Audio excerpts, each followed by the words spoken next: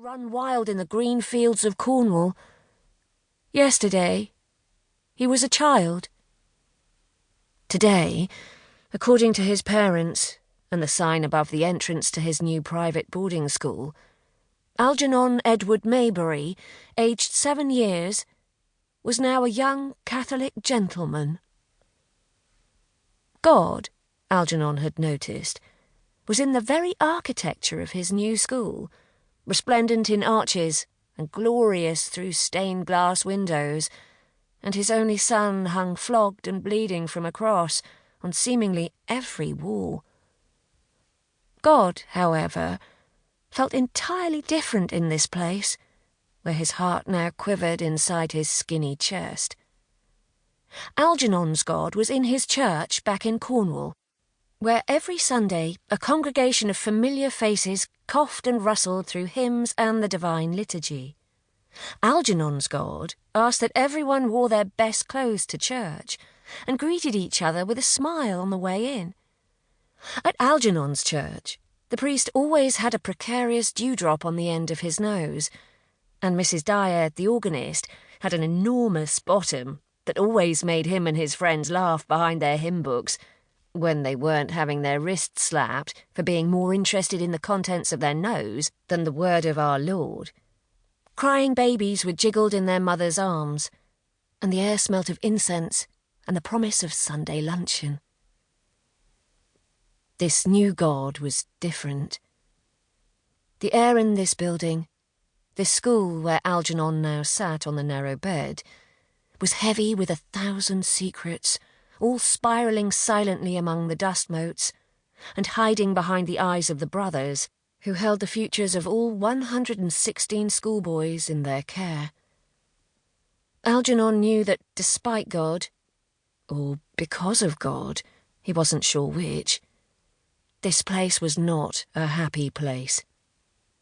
He also understood that from now on he could no longer expect to be called Algernon.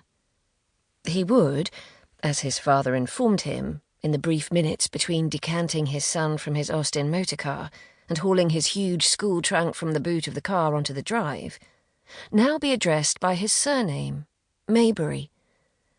His father also informed him that he would excel in class, be victorious in the sports field, and take it on the chin when a likely drubbing were to come his way.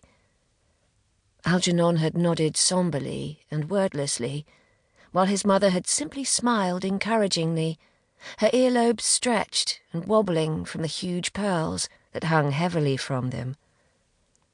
His parents then climbed back inside their car, offering final, stiff upper-lipped farewells, and casting promises through the open window to see him in a few weeks' time. Algernon clenched his fingers tightly until his knuckles turned white, and he craned his head towards the open leaded windows of the dormitory. If he willed them hard enough, his parents might change their minds and return for him. The long drive outside, which led all the way to the huge iron gates, remained heartbreakingly empty. The overwhelming desire to fly away filled him to the brim, and he wished with all his heart that he could climb onto the windowsill, grow wings, and soar high into the clouds. Echoes of the voices of other boys bounced across the dorm, along cold corridors, and out from shadows. They told of pecking orders and alarming rites of passage that made Algernon, rather Maybury, feel so terribly small. He didn't cry, not then at least, but cast his gaze down towards his own unpacked trunk and breathed in air that smelt of fear.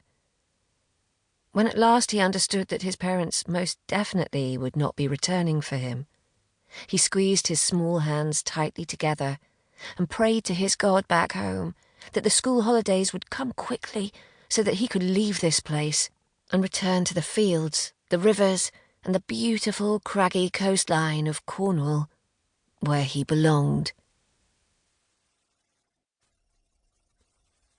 1. And then there were 3. 2019. Algernon.